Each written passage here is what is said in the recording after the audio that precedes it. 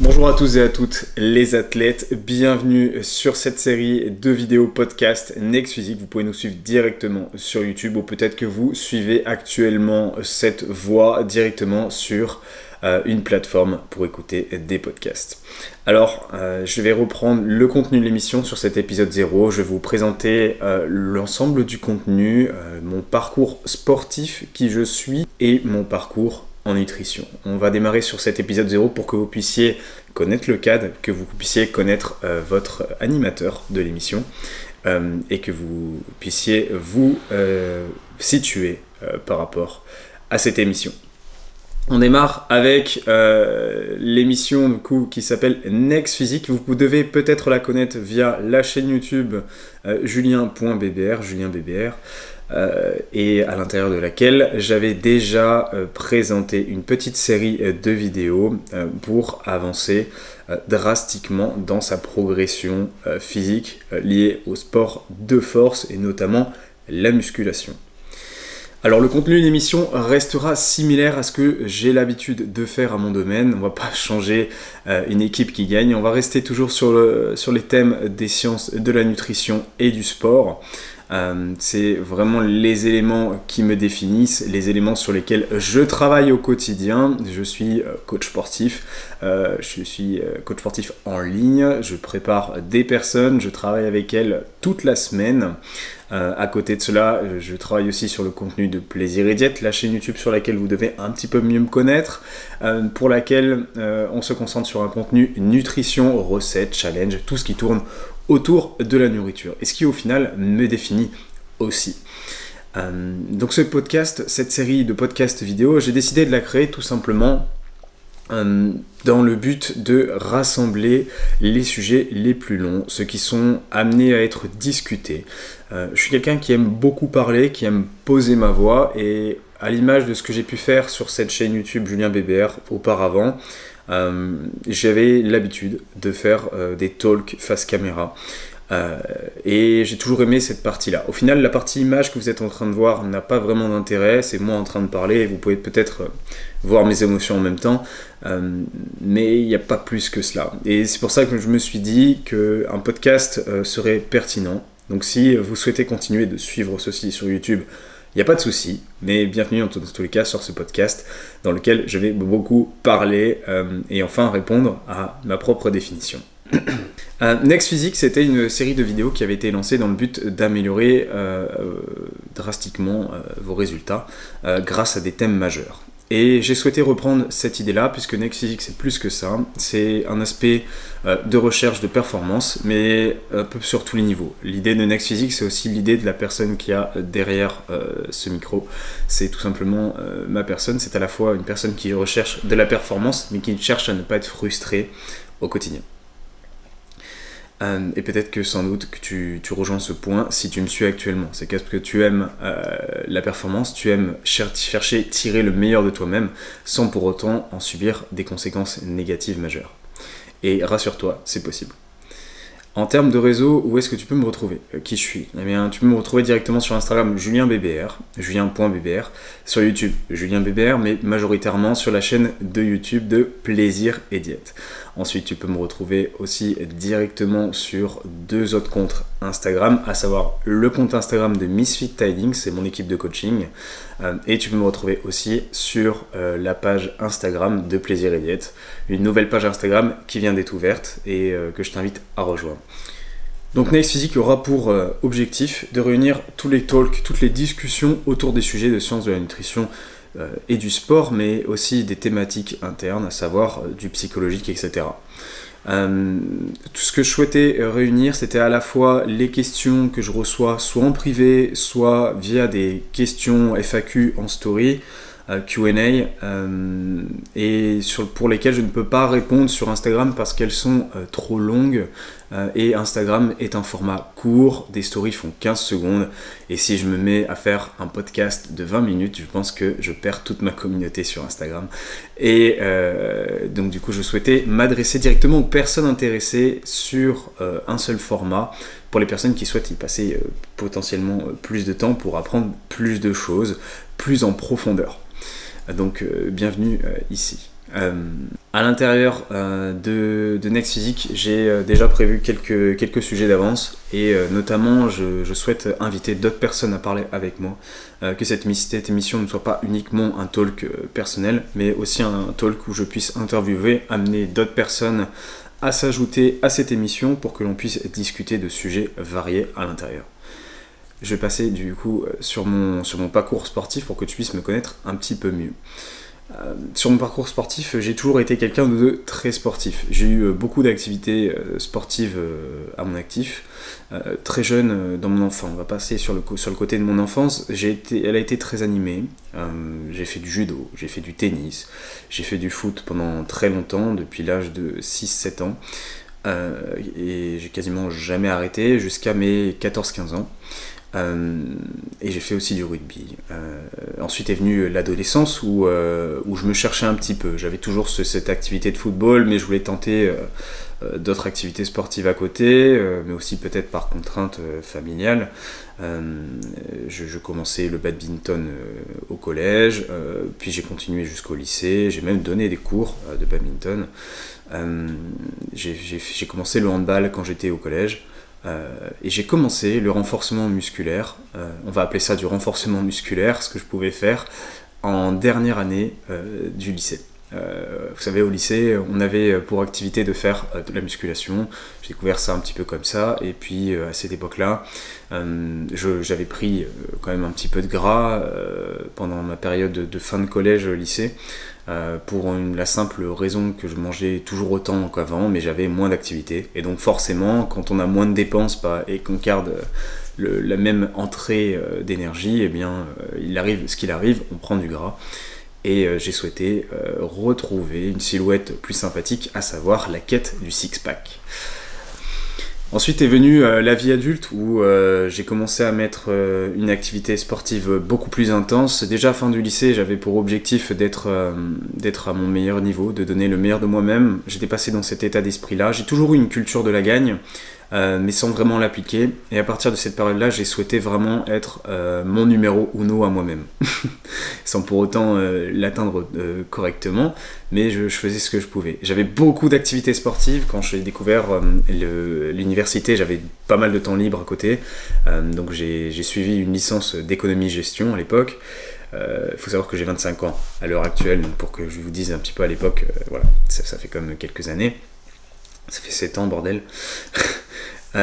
Et donc à l'époque j'étais à l'université, j'avais beaucoup de temps libre, je faisais pas mal d'activités, j'avais repris le foot, je faisais toujours du handball très souvent à un bon niveau, et puis à côté j'avais toujours cette activité de renforcement entre guillemets. Au lycée, le renforcement c'était assez simple, j'allais sur le street où je faisais du cross-training, voire du street, c'était un mélange un peu loufoque. Chez moi j'avais mes petites haltères, je faisais un peu d'abdos tous les soirs, j'avais une fameuse vidéo YouTube que je suivais, une vidéo YouTube six-pack en 5 minutes je crois, ou même pas, et donc c'était un flash abdos et je le faisais tout le temps. Et au fur et à mesure, je tentais différentes activités. J'étais dans une résidence où j'avais une salle de sport, j'y allais quasiment tous les jours, quand je le pouvais en tout cas. Et puis à côté, j'avais toujours chez mes parents ces haltères, etc. Je faisais des petits mouvements, etc. Mais sans vraiment prendre en compte une certaine progression, mais quand même, en cherchant à me donner sur mes séances, sans avoir vraiment la notion de progrès et d'évolution dans cette activité-là. Je me suis tenté au crossfit, j'en ai fait pas mal, lié au handball, et en fait ce qui se passait, c'est qu'à l'époque j'avais tellement d'activités et potentiellement aussi un niveau sur le handball un peu brut, et je me suis beaucoup blessé. Je me suis beaucoup blessé, notamment sur épaules et genoux, et il est arrivé ce qui devait être arrivé. Je me suis gravement blessé entre guillemets sur les ménisques externes, et je n'arrivais plus à plier les jambes correctement. Tout ce que je pouvais faire, c'était marcher. Et donc j'ai passé beaucoup de temps en renforcement musculaire, avec du travail sur mes groupes musculaires, à me rééduquer, etc. Et je suis tombé vraiment amoureux de la musculation à ce moment-là. Je dirais que c'est vraiment à ce moment-là où j'en suis tombé amoureux, parce que j'en suis tombé amoureux sur le côté recherche de performance. C'est-à-dire qu'auparavant, je le faisais pour me donner, et à ce moment-là, je ne vais pas être meilleur sur le terrain de foot, ou être meilleur au handball, gagner plus de matchs, etc. Il n'y avait que la musculation où je pouvais m'améliorer. Et donc je cherchais vraiment à augmenter mes charges, etc. Et c'est à partir de ce moment-là que c'est devenu intéressant. C'est à partir de ce moment-là où je n'avais plus l'aspect gonflette, entre guillemets, sans pour autant avoir ce préjugé en tête, mais vraiment l'aspect, si je souhaite donner le meilleur de moi-même, il faut peut-être que j'améliore mes statistiques. Et c'est là où les choses ont commencé à pas mal changer. J'en suis tombé amoureux et j'y suis resté. Au final, j'ai réussi à guérir mes jambes grâce à la musculation. Guérir entre guillemets, c'est pas totalement résorbé, mais je sais très bien que si aujourd'hui je retournais faire de la corde à sauter ou des box jump, je retournerais par exemple au CrossFit, ça se passerait très mal et mes genoux ne l'accepteraient pas. D'autant plus que j'ai vraiment, ce que j'ai expliqué auparavant, la culture de la gagne, la culture de la performance, et je serais incapable de me retenir, je chercherais toujours à donner le meilleur de moi-même, et très certainement que je me mettrais en grand danger. Et aujourd'hui, honnêtement, même si c'est vrai que je me cantonne à cette activité-là de musculation, même si la musculation est un mot qui ne veut pas dire grand-chose, au final, qui regroupe beaucoup de choses, c'est très difficile de définir son activité en fait. Pour certains, je fais du power building, pour certains, je fais de la musculation, pour d'autres, je fais de la gonflette, pour d'autres, je fais du bodybuilding, pour d'autres, je fais du culturisme. C'est vraiment des choses sur lesquelles on a des différences de notions. Pour moi, ça reste de la musculation, mais sans les préjugés qu'il y a derrière le mot. Donc voilà, on va rester sur cette thématique de musculation pour renforcement musculaire, amélioration des capacités des groupes musculaires que l'on a et amélioration de la performance. Parce que c'est une chose qui malheureusement est peu comprise aujourd'hui, c'est que la musculation, si vous ne cherchez pas à augmenter vos performances, vous n'avez pas compris ce sport-là. Et c'est bien une chose qui pourtant fait défaut, je trouve, à cette discipline, parce qu'elle véhicule, beaucoup d'éléments font véhiculer des effets, des éléments péjoratifs, des préjugés sur cette activité-là, à savoir la musculation, mais qui ne la mettent pas en valeur pour les réels éléments qu'il y a derrière, à savoir une santé de fer, une santé physique de fer, et aussi beaucoup d'éléments derrière, que ça soit l'amélioration de soi-même en fait, parce que la musculation c'est vous et vous seul. Il n'y a pas qu'une question de je veux améliorer ma shape, je veux améliorer peut-être ma confiance en moi.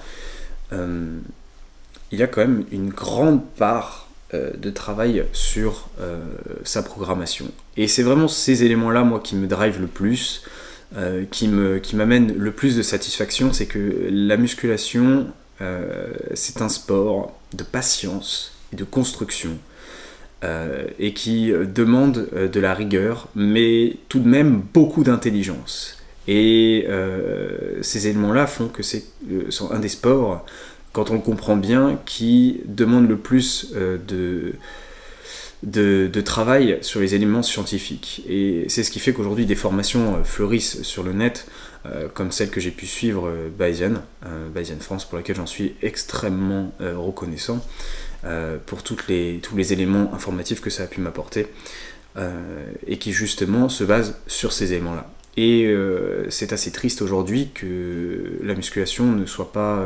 référencée au titre à laquelle elle devrait l'être. C'est vrai qu'il y a un côté d'art à côté, le côté culturisme, l'art, mais ça reste encore différent. On peut très bien avoir une approche aimante, une approche qui aime ce côté culturisme, ce côté art et développement des capacités du corps, sans pour autant reconnaître ce côté amélioration des performances. Et c'est donc tous ces éléments-là qui apportent de la diversité et de la complexité dans le mot musculation. Mais revenons à nos choux, et donc je suis tombé vraiment dans la musculation au début de cette vie adulte, vers 19-20 ans. Donc en soi, je suis pratiquant depuis très longtemps, ça fait bien 8 ans que je pratique ce qu'on appelle du renforcement musculation, mais plus sérieusement, où je suis tombé dedans, c'est à partir de ma 20e année. Ensuite, en termes de programmation, je suis tombé dans la programmation de l'entraînement plus sérieusement vers 22 ans. La programmation de l'entraînement, ce que j'entraîne la programmation, c'est suivre avec détail un programme évolutif et qui ne change pas toutes les semaines. Typiquement, ce qui a pu être fait pendant les années précédentes, mais qui se fait toujours aujourd'hui, c'est tous ces programmes qui ont pullulé sur YouTube, où X youtubeurs cherchaient toujours à créer le programme épaule parfait, et au final, il y avait des tentatives de changement de programme tout le temps, parce qu'on a envie de tester le programme de Pierre-Paul et puis de Jacques, et donc au final, on ne suit jamais son propre programme à soi-même. Et c'est bien ce qui limite les personnes en général. Ensuite, pour ce qui est de mon évolution en termes de musculation, à l'époque, quand j'ai commencé à m'y mettre sérieusement, je faisais 67-69 kg et j'avais à peu près le même taux de masse grasse qu'aujourd'hui. Donc à savoir, aujourd'hui je fais 87 kg. Donc je fais 20 kg de plus pour autant de gras qu'à l'époque, tout simplement parce qu'à l'époque j'étais à la quête des abdos, mais j'avais pas compris la notion de taux de masse grasse. Et c'est bien une chose sur laquelle j'espère revenir un jour sur un podcast précis. C'est-à-dire que les gens ont tendance à confondre le taux de masse grasse et la quête des abdos, et la quête aussi de la masse musculaire. Et ça, je pense que ça va être une chose qu'on va aborder sur le prochain podcast, notamment pour les femmes, ça va vous intéresser. Donc suivez bien l'épisode prochain qui correspondra à ceci. Ensuite, en termes de performance, qu'est-ce que ça donne à peu près aujourd'hui? Bon, c'est juste pour faire un petit sommaire. Aujourd'hui, en squat, les jambes restent notamment mon plus gros point fort. J'ai une génétique un peu déséquilibré entre guillemets, même si ça reste relativement raisonnable grâce à l'optimisation de l'entraînement et à l'optimisation justement du programme pour lequel j'ai pu travailler mon propre physique. Donc j'ai quand même des points d'avantage net en termes de quadriceps, ischio-jambier et grosso modo épaules, donc on va appeler deltoïde. Donc pour les squats, j'ai un 14 fois 140 kg, donc sans ceinture, sans bande de genoux ou tout simplement genouillère, ce qui sont des éléments qui augmentent nettement les performances. Mais je ne m'entraîne pas avec ça, surtout pour ce type de fourchette de répétition. Ensuite, j'ai un 5 fois pareil 168 kg, donc toujours sans matériel, et un 10 fois 147,5 au squat. Ensuite, pour le RDL, je ne fais pas trop de soulevés de terre, tout simplement parce que les variantes de soulevés de terre ne sont pas les plus pertinentes dans mon activité, dans mes objectifs. Je reste quand même très concentré sur l'hypertrophie et la santé, et en soi, le soulevé de terre n'est pas un exercice majeur en termes de courbe de résistance et de force. Donc je m'applique plutôt sur du RDL, donc du soulevé de terre roumain, pour lequel j'ai un 10 fois 158 kg ou encore un 184,5 kg x 5. Même si le terre, je peux vous en parler vite fait parce que j'en ai fait pendant très longtemps, j'adore ça, et peut-être que j'y reviendrai un jour, mais c'est vrai que ça reste un élément... Voilà, c'est sympa pour l'ego ou pour certains sports comme le power, etc. Mais en termes sur mes objectifs perso, ça n'a pas d'intérêt. Donc en soi, mon terre, il était à 210 kg en 2017-18. Donc aujourd'hui, peut-être que j'ai un 230-240. Mais il faudrait bien sûr que je reprenne le mouvement, que je le retravaille. Donc bien évidemment que si aujourd'hui vous mettez un 230, je ne tirerai pas. Ce qui est assez logique. Ensuite, pour ce qui est de l'OHP, donc c'est grosso merdo ce qu'on appelle le développé militaire, j'ai un 67,5 x 7. Et le bench, donc le développé couché, je le travaille aux haltères. J'aime pas trop la barre. Et de base, le développé couché est ma bête noire. Tout simplement parce que j'ai des leviers immenses, j'ai des amplitudes à pousser qui sont drastiques, du fait que j'ai des bras tentaculaires extrêmement longs. Pour ceux qui sont sur YouTube, vous pouvez voir ma longueur de bras. J'ai des avant-bras très très grands. Et j'ai donc du coup un 110 x 2 de l'an dernier, d'il y a 1 an et demi pour la barre. Et aux haltères actuellement, je travaillais à 44 375 kg pour 6 reps. Ce qui n'est pas non plus, pour mon expérience et depuis tout ce temps, vraiment pas une statistique énorme. Mais relativement à ma génétique, j'en suis relativement fier. Ensuite, voilà, mon parcours sportif s'arrête là. Aujourd'hui, c'est mes activités. Je ne fais rien de spécial d'autre à part marcher pour aller faire les courses ou aller m'entraîner. Et puis tout ça se résume toujours à une seule chose, la recherche de la performance et la recherche de la gagne. C'est vraiment les choses qui me drive, c'est d'être meilleur, d'augmenter mes performances, et c'est ce qui fait que ce sport me correspond tellement. Ensuite, sur le parcours nutrition, je vais y revenir rapidement, sans pour autant trop détailler cet élément, puisque le parcours nutrition, je l'ai déjà pas mal exposé via Plaisir et Diète. J'ai eu une enfance assez déséquilibrée au niveau nutritif, c'est-à-dire que je ne mangeais pas assez de protéines, ou alors que je ne mangeais qu'à un seul moment de la journée ou à des moments uniques de la semaine, en quantité bien trop importante. Le niveau de fruits et légumes n'était pas non plus énorme, et voilà, j'avais sans doute pas une micronutrition très intéressante, ni une répartition des macronutriments très intéressante.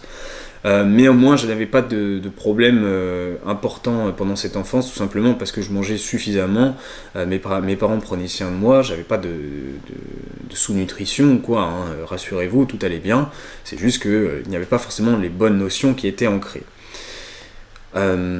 Ensuite, pendant mon adolescence, justement, il y a les points que je vous ai exposés précédemment. Pendant mon adolescence, j'ai moins d'activités sportives. Je me perdais un petit peu dans les jeux vidéo et donc je mangeais toujours autant. Et forcément, quand on mange beaucoup et qu'on a moins d'activités, on prend du gras. Pendant cette adolescence, j'ai pris du gras, j'avais un niveau émotif beaucoup plus élevé, j'avais une acné qui se développait. Tous ces éléments-là me rendaient malheureux. J'étais malheureux dans ma gourmandise, on va dire. Heureux dans ma gourmandise, mais comme un échappatoire. J'avais une activité moindre et arrivé adulte, ces problèmes-là se sont un petit peu cumulés. Arrivé à l'âge adulte à l'université, je quittais ce côté émotif, mais j'avais toujours ce côté habitude de consommation de nourriture qui était importante. Et à ce moment-là, quand je me suis mis vraiment dans la musculation et dans le renforcement, etc., que je m'intéressais à mon physique et à mes performances, je faisais un peu n'importe quoi avec ma nutrition. C'est-à-dire que j'avais gardé le côté gourmandise dans un premier temps, et puis je me suis dit que c'était ce qui me limitait et ce qui m'empêchait de progresser, alors que je notais même pas mes résultats sur mes entraînements ou sur mes exercices. Et donc je me suis dit à ce moment-là, il faut que je passe à une diète à la Thibaut en forme, ou vous avez compris la ref, ou ce genre de personnalité, et donc il faut que je passe sur du riz d'Inde brocoli pour réussir à changer tout ça. Alors effectivement, ça a un petit peu marché dans un premier temps, pour la simple et bonne raison que j'ai réussi à rééquilibrer des parties de ma nutrition.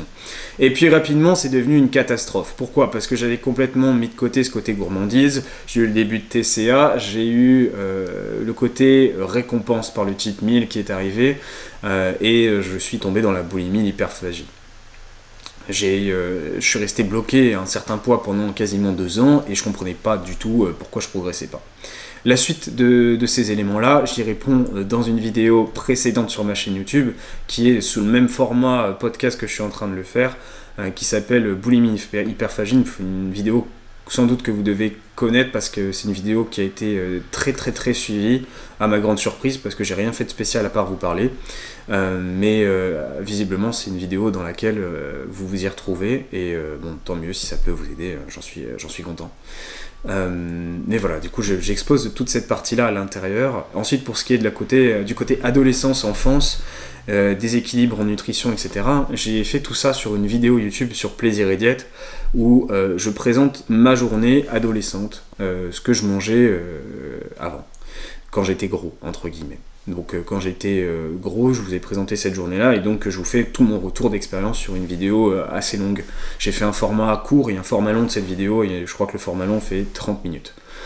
Pour ces podcasts, on va essayer de rester sur la durée actuelle, qui est de 25 à 30 minutes. Alors parfois ça pourrait être plus s'il y a une interview, tout simplement parce que si j'invite des personnes et qu'on est tous les trois à parler librement, il y a de fortes chances que cette interview soit plus longue et approche peut-être l'heure d'écoute. mais rassurez-vous, vous pouvez très bien mettre sur pause et réécouter plus tard après un certain passage. Ce que je fais personnellement quand j'écoute ce type de podcast vidéo, c'est que tout simplement je commence à l'écouter en me brossant les dents, je fais des pauses, je l'écoute en me douchant, je l'écoute en allant à la salle ou en revenant de la salle, ça dépend de mon mood, si j'ai besoin de me motiver avec une petite musique. Voilà, j'aime bien écouter ce genre de podcast vidéo tout en faisant d'autres tâches, accrocher le linge, des choses comme ça. Voilà. Bon. Et voilà. Donc sur ce côté, sur ce podcast, on se rejoint toujours sur cette idée-là qui me définit, qui est d'un côté le retour de la gourmandise aujourd'hui, tout en gardant le côté performance. C'est vraiment l'idée de Next Physique, mais aussi l'idée de tout ce que je peux partager. C'est ce côté, on peut être performant, on peut très bien être très bon dans son sport, dans son activité, et pour autant se mettre bien dans sa diète. C'est vraiment tout ce qui définit l'ensemble des éléments que je partage, c'est que je me fais plaisir au quotidien. Intelligemment, bien sûr, c'est pas la fiesta non plus, et sinon je pense bien que ça ne marcherait pas aussi bien, parce que tout simplement les deux sont liés. On se fait plaisir, on mange intelligemment, et par conséquent, on est extrêmement performant, on est content de ses performances, et rebelote, tout est lié en fait. Et je pense que si un des éléments de ce rouage manque, ça peut amener un déséquilibre. Alors évidemment, on n'a pas tous la même notion de gourmandise et de plaisir. Certaines personnes n'en ont pas vraiment en réalité, et peuvent très bien se contenter d'une diète stricte ou d'une diète clean, même si c'est des mots qui n'ont pas de sens, et être très heureux là-dedans. Mais encore une fois, ça reste une notion de degré d'appréciation personnelle. Mais personnellement, je sais que très bien que si dans ma journée je n'ai pas mon petit côté plaisir, aujourd'hui je vais vous dire mon côté plaisir c'était d'avoir des céréales ce matin, eh bien je pense que je me serais dit toute la journée, bah elle est nulle cette journée. Voilà, tout simplement. Donc sur ce, je vais vous laisser. J'espère que ce podcast, cette vidéo podcast vous a plu. En fonction de la plateforme où vous êtes, je vous invite à vous abonner, à liker. On se retrouvera pour un prochain épisode très prochainement, l'épisode 1 du coup, avec un premier sujet thématique dont je vous ai déjà parlé juste avant, un premier sujet féminin, mais qui pourra vous intéresser aussi au masculin pour le côté allez, je vous fais un petit teasing, on va parler d'être affiné. Voilà, on passe au prochain podcast. Bienvenue sur Next Physique.